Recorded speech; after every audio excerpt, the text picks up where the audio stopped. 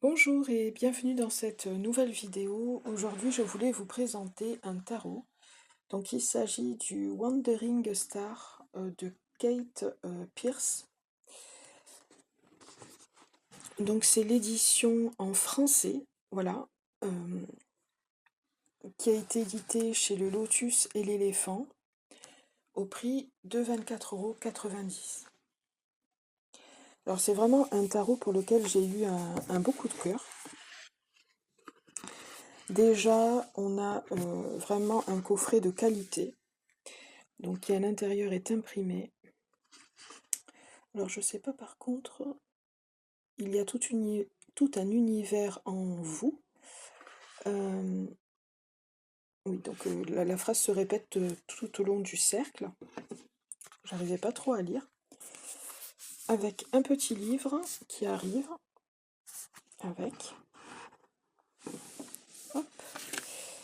Les cartes. Très belles cartes, vous allez voir. En tout cas, moi, elles me plaisent. Donc, la phrase qui est tout autour du cercle astrologique se retrouve ici. Il y a tout un univers en vous. On a les cartes avec les tranches dorées. Donc ça rajoute vraiment... on a un petit coffret de luxe, on va dire. Donc les lames sont... Je dirais qu'elles sont à la fois mates et brillantes. On a une légère brillance sur les cartes. Elles sont de qualité, sont quand même assez épaisses. Assez épaisses. Elles ne sont pas trop glissantes. Voilà, donc pour ceux qui n'aiment pas trop quand les cartes glissent trop. Voilà. Donc je l'ai déjà utilisé, donc on va avoir des cartes un petit peu dans le désordre. On est vraiment sur des illustrations qui sont un petit peu inspirées de l'époque hippie, des années 70 environ.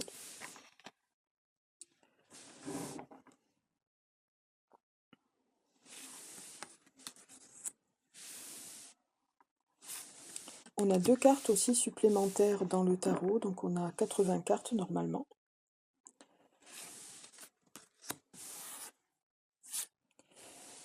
Donc c'est un tarot inspiré du Rider-Waite, hein, pas du système Marseille comme vous pouvez le voir.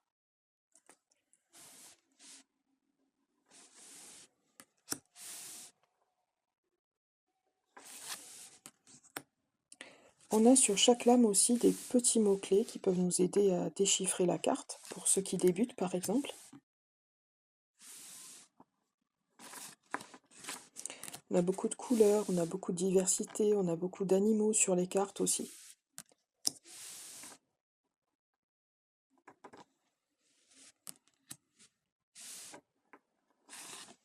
On a un côté un petit peu psychédélique, je dirais abstrait, créatif. Donc c'est un tarot que j'ai depuis pas très longtemps. J'ai vraiment eu un coup de cœur déjà il y a quelques années. Je ne l'avais pas acheté à ce moment-là. Donc là j'ai eu l'occasion. Je regrette pas mon achat. C'est vraiment un tarot intéressant qui est très intuitif.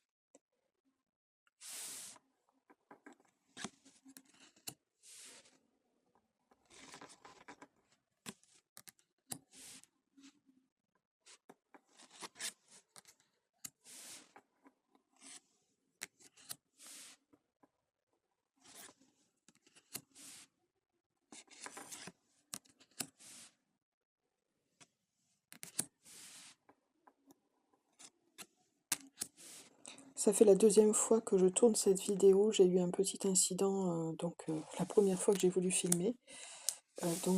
J'avais tiré une carte justement pour vous donner une idée de l'identité un petit peu qu'on peut retrouver dans le livre. Donc je retrouverai cette carte et je vous dirai son message.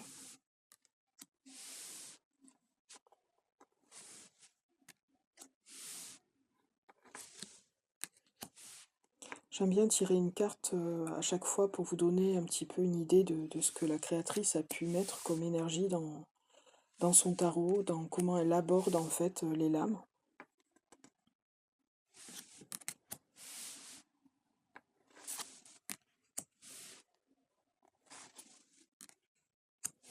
Donc on a la carte du créateur, donc ça c'est une des cartes, on va dire bonus. Donc cette carte signifie non. Voilà, donc pour ceux qui veulent répondre à des questions par oui ou par non. Moi personnellement, c'est pas comme ça que j'utilise le tarot, mais ça peut arriver. Je sais que certaines personnes aiment bien que le tarot réponde par oui ou par non. Donc ici on a deux cartes. On a la mère des étoiles, il me semble. Je ne sais pas si le nom est exact. Et le créateur. On a beaucoup cette omniprésence des serpents aussi. Donc il faut aimer, voilà.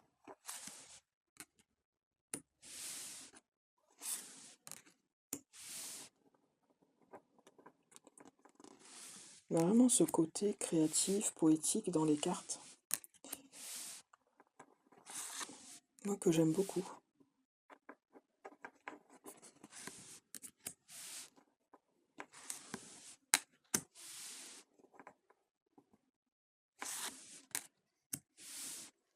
Cette carte, elle est vraiment jolie. Le soleil, comment il a été représenté. Finalement, comme le feu intérieur, on pourrait imaginer.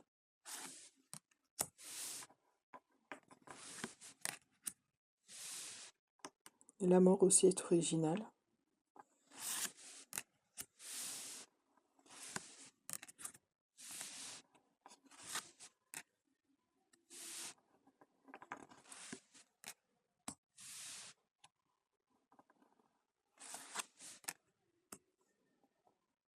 Elle est très jolie, celle-ci, la carte de la lune. La reine de coupe aussi est très belle.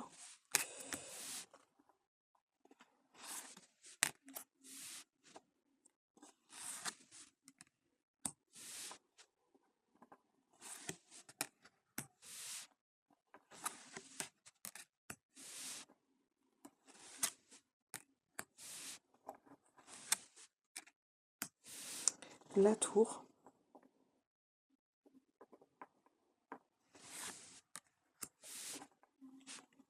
C'est une de mes préférées, celle-ci. Je la trouve très très intéressante, très, très jolie, très douce comme carte.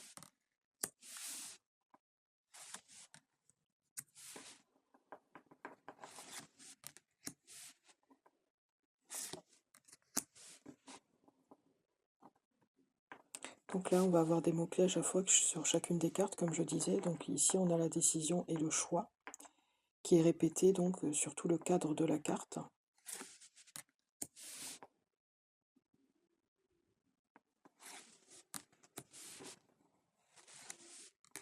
Et l'étoile mère, voilà. Alors l'étoile mère, cette carte signifie oui. Voilà, elle est très jolie, celle-ci aussi.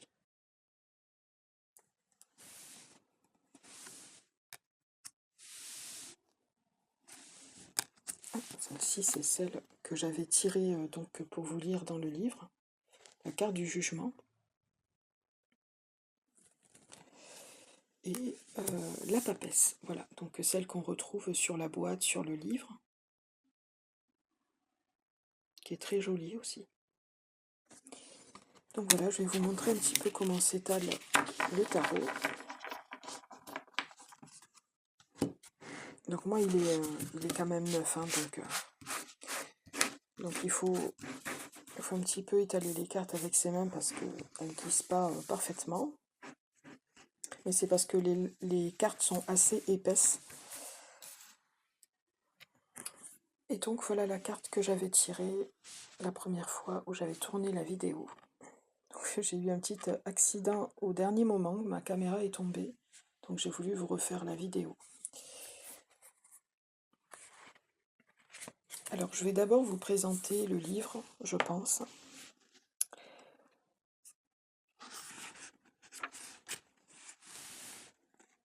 Donc on a une belle dédicace en début.